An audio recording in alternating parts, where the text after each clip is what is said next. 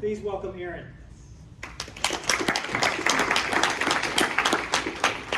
All right, I'm a little short, so is this catching my voice okay? You hearing? All right. So, more ponds, more stormwater ponds. In case you're not sick of them yet, we're going to continue talking about them for this last talk. And I'm even going to reuse the cartoon that you've seen now because we keep iterating on it in our lab. So we are, as you've heard, our group thinks a lot about stormwater ponds and this persistent problem of internal loading, particularly from sediments, and how ponds have this potential to mitigate this problem, but they could also potentially be contributing to it, of downstream phosphorus export.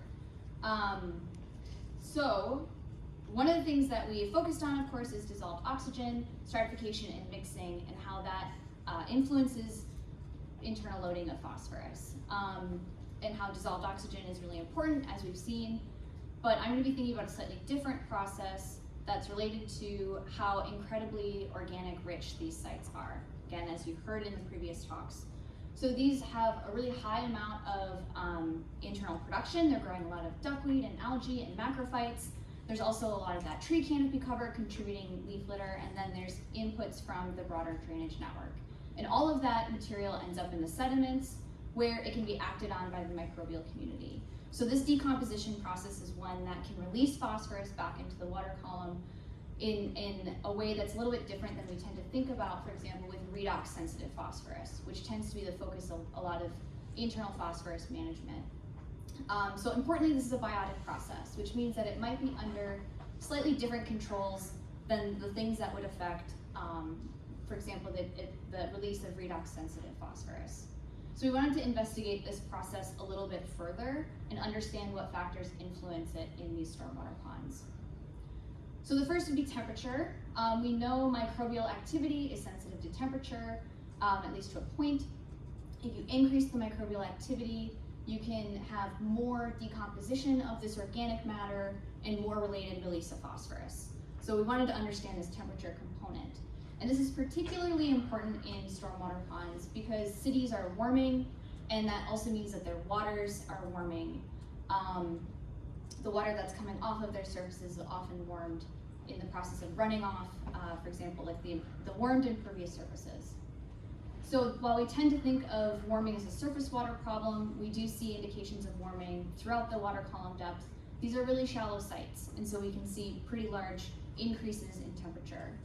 And throughout this water column, that heat is interacting with the sediments. So we know that this is a problem at the surface, at depth, and for sediments. So it's something to consider when we're thinking about this biotic process. And then of course we want to think about the sediments themselves. So these are substrates for the microbial activity. They provide the reactants, and then they also have the conditions that shape that microbial activity, shape the microbial community structure, and determine its function. So, taking these two things together, we wanted to address a couple questions. First, is sediment phosphorus release in stormwater ponds sensitive to warming? And if it is, it could be an indication that there's a lot of this biotic phosphorus release happening. And if so, what types of sediments and sites are most responsive to that warming? So we know that there's this huge variability of sites in stormwater ponds, and so which of those sites might we see this being more of a potential issue? So we did this by looking at 21 ponds and 5 lakes. So for locals, those were the lakes, in case you're interested in. For the ponds, they tended to be very small, shallow, and largely anoxic in the bottom water. So very typical of the ponds that we have in our area. And then because we're going to be thinking about temperature, I will note the bottom water temperatures tended to be about 20 to 25 degrees Celsius. So we took sediments from these sites and we combined them with common water also collected locally in these short-term bottle incubations. And we incubated them at 4 different temperature treatments, 20, 25, 30, and 35 C, to capture both ambient conditions and then apply a warming treatment. Importantly, these were kept anoxic from the start, so there's no differences here in dissolved oxygen. There's no differences due to like sediment oxygen demand across these sites. So we destructively sampled them, so only one sample per bottle. We didn't resample at all, like you might with like a core incubation. We collected headspace gases, so CO2 and methane are indications of microbial respiration, because we wanted to know how much microbial activity is happening in these systems or in these bottles. And then also we, of course, measured the amount of phosphorus in the water throughout the incubation. And so we took those data and we compared them to variables that describe what's in the sediment conditions, and then also these site variables that we think will be important. So we're continuing to build out this set of variables, but this is kind of the set of variables we're starting with. So here's the range of phosphorus release that we observed at the final time point under these ambient conditions. I'll note that lakes here and throughout the talk are denoted with stars. And overall, there are several sites that have very low activity, but we still see quite a bit of a range. And so if the microbial community is important for this process, we would potentially see a relationship here between the microbial community, again measured as carbon coming out of, gaseous carbon coming out of the incubations, and rates of phosphorus release. So we expect a positive relationship here. And what we end up seeing, can you see those points? Oh, good. I can't see them. I was going to be like, oh no, you're not going to see any data. Okay. So what we see here is, to some extent, that there might be a relationship, but there is a lot of variability in phosphorus release that is not necessarily associated with increases in microbial respiration. So this could be an indication of more abiotic release of phosphorus under these conditions. When we increase the temperature, we see a change.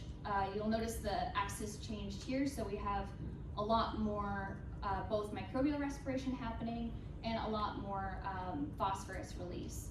And this relationship becomes a little bit tighter. And so this is an indication that we have more biotic phosphorus release happening at these warmer temperatures. So I wanted to quantify this relationship a little bit more and explore it further. So I developed some simple models to relate our incubation temperature to rates of phosphorus release to assess whether or not warming has an effect and whether, again, there's that influence of biotic processes. And so we do, in fact, find that 65% had a significant temperature response. So this answers one of our questions, right? Like, is phosphorus release sensitive to increases in temperature in these systems? It appears that it is in many sites.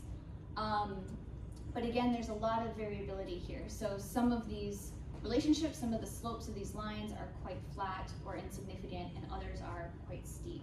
So we wanted to look at what might be happening in these sites that could drive some of this variability. So of course we wanted to look at the organic matter. This seems to be the most likely factor that would be driving some of this response.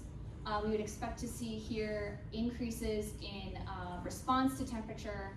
So this temperature response is just the slope of the model I showed before. And this would just be driven by increased microbial demand for carbon. So those high organic matter sites can meet that demand, perform more decomposition, and release more phosphorus. And so fortunately, it's always good to see what you expect. We do see a relationship here, which confirms that there could be a biotic component happening. And then we also looked at total phosphorus in the sediments, expecting maybe if there's more phosphorus that's going to be released. But we don't necessarily see a clear relationship here. And I think this is mostly because we're looking at a total phosphorus pool here. So it includes groups of phosphorus that are both available to the microbial community and not available to the microbial community. And so I expect that these sites that are more responsive to increases in temperature might have a greater fraction of that available forms of phosphorus, so that organic phosphorus.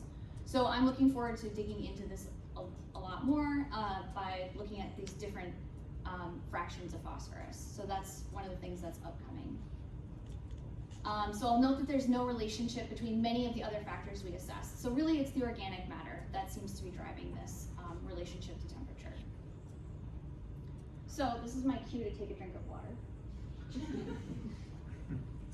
Because we're going to stop thinking about kind of this response to temperature, and we're going to think just back to those bottle incubations and the actual rates of phosphorus release that's happening. So I wanted to just answer this question of, or address this question of, under a warming scenario, do different factors become important for those overall rates of phosphorus release? So these are just simple analyses. We're planning more complicated model building coming up next, but these are, I performed just simple bivariate regressions between rate of phosphorus release and each of these variables over each of our temperature treatments. And I'm going to denote like the significant relationships here with an X, and look at how those relationships change potentially over time.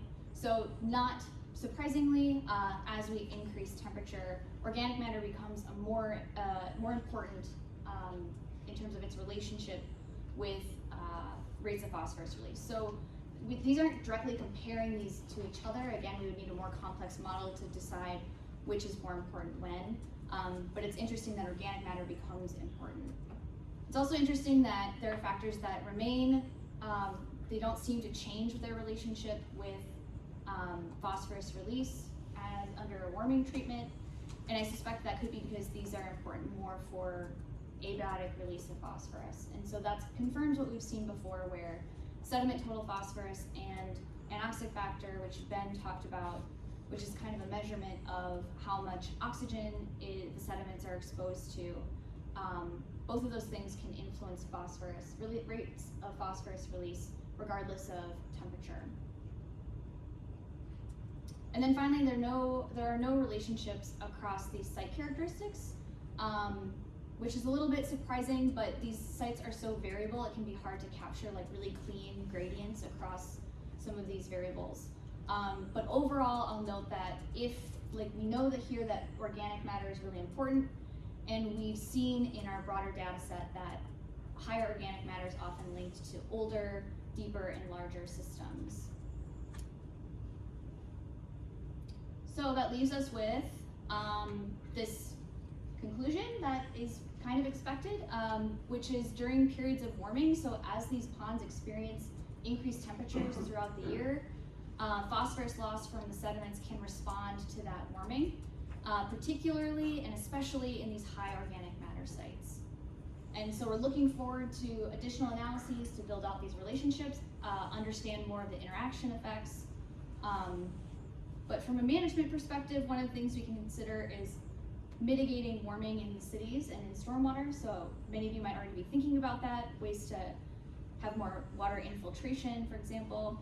Also pond design and maintenance to reduce organic matter inputs. So I guess we're all coming to the same conclusion that we hate trees now.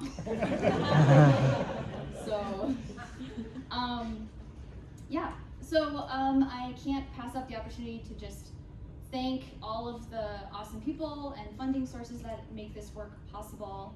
And yeah, I cut out some stuff, so I've made up time for you.